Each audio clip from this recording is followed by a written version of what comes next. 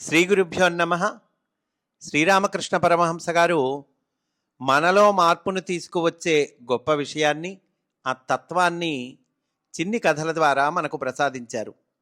అటువంటి ఒక కథను ఈరోజు చెప్పుకుందాం. మానవుడు సంసార సుఖాలను కోరుతున్నంత వరకు కర్మను వదలలేడు. సుఖాసక్తి అతడిలో ఉన్నంత వరకు కర్మ చేస్తూనే ఉంటాడు. గంగానదిలో ఉన్న ఒక ఓడ తెరచాప కొయ్య మీద ఒక పక్షి వాలింది. ఆ పడవ లంగరు వేసి ఉంది. పక్షి అక్కడే కూర్చొని ఉంది.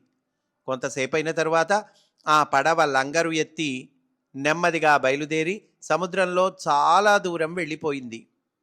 ఈ విషయం పక్షికి తెలియలేదు. దానికి తెలిసేసరికి భూభాగం దూరమైపోయింది. భూభాగానికి పోవాలని ఆ పక్షి ఉత్తర దిక్కుగా ఎగిరి చూచింది. ఎంత దూరం ఎగిరినా తీరం రాలేదు. కానీ దాని రెక్కలు మాత్రం అలసిపోయాయి.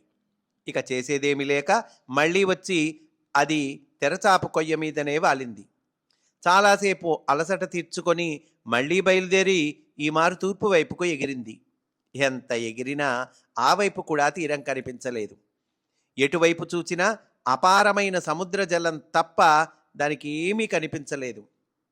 బాగా అలసిపోవటం చేత దానికి ఆ తెరచాప కొయ్యయే మళ్ళీ శరణ్యమైంది. విశ్రాంతి తీసుకొని బలం పుంజుకొని ఆ పక్షి దక్షిణానికి పడమరకు కూడా ఎగిరి చూచింది. ఏ దిక్కు చూచినా దానికి భూమి ఛాయ కూడా కనిపించలేదు. అది తిరిగి వచ్చి ఆ కొయ్య మీదనే స్థిరపడిపోయింది. ఇక ఆ కొయ్యను వదిలిపోవాలనే ప్రయత్నం కూడా అది చెయ్యలేదు. ఇప్పుడు దానికి ఎటువంటి ఆందోళన కానీ అశాంతి కానీ లేవు. అది మళ్ళీ ఎగిరే ప్రయత్నమే చెయ్యకుండా నిశ్చింతగా ఉండిపోయింది.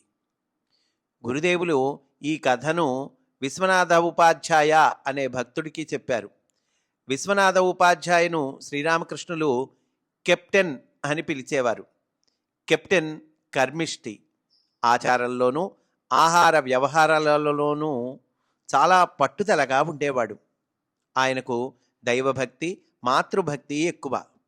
అంతేకాక గురుదేవుల మీద అత్యంత భక్తి శ్రద్ధలు కలిగి ఉండేవాడు.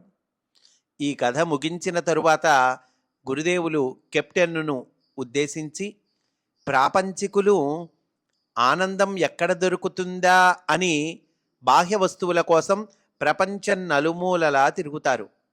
బాహ్య ప్రపంచంలో ఎక్కడా వారికి ఆనందం లభించదు. ఆ ప్రయత్నంలో వారు అలసిపోతారు.